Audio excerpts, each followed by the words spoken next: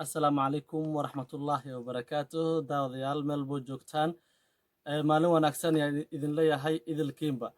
dabcan waxaan maanta idin soo gudbinayaa muuqaal aad u yaab badan oo aniga ahaantayda iga yaabiyey ayaan rabaa inaan idinla wadaago hadda muuqaalkaasi muxuu yahay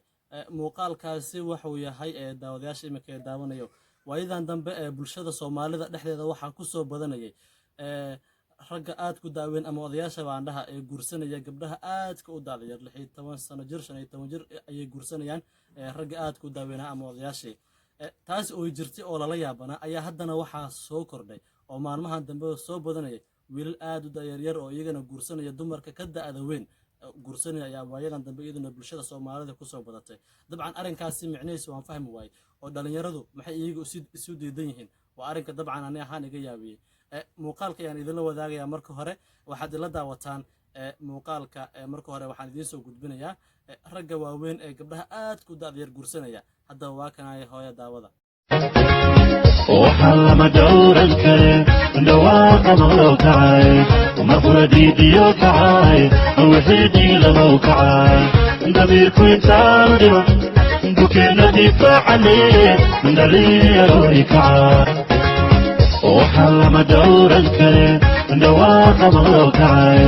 maqradii diyo kacay wixii lamow kacay tahay daawadayaal waan filayaa inaad muuqaalkaasi hore aad ka hesheen oo ah raggii waaweynaa oo u soo dhigtay waayadan dambe gabdhihii yaryar ee guursadaan dabcan ma aqaan dhalintii miyaa guurka ka jeefta garan maayo dabcan wixii fariina idinku baa reebi doona imikana bal aan idin soo gudbiyo iyadana wiilasha aad ku dayaryar oo iyagana guursanaya dumar aad uga daaweyn muuqaalka isagana waa kan waxaan lama dhowran kare dhawaaqa malow kacay maqradii diyo kacay wixii lamow kacay dabiirku intaan dhibo bukeena difaacane dhalinyarooy kacay وهاجاك داودياشنا قيمها بدن وافليا لوذي مقال ببل إناد إكتين إسبربر ديجا بلادينكو رجي waxay guursanayaan dumar ka daaweyn gabdhina waxay guursanayaan rag ka daaweyn marka idinku bal isbarbar dhiga muuqaaladaasi oo fikirkiina sababta dhalinta iyada isu guursan laadahay oo mid walba qof ka daaweyn uu raadinayo jawaabta xaqiina ayaan ka sugayaa bal commentiga ku reeba hoos ayaad igu soo qori kartaan wixii fariina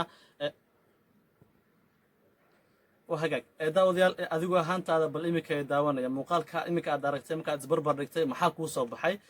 محادنا كيف هانتي هالكاسي صوبتا دتك وين أنا راهده أي دلنتو قرصني دتك كدا وين أديكوا محاك عجب بحي بل فكر كعجب سو جود بي وادنا مع سنتين دوانتين سيدا وعند مقالك دولار ساعتين فضلا هديات كعصبت هاي جانل كنا سبسكرايب ده وادنا مع سنتين دوانتين والسلام عليكم ورحمة الله وبركاته.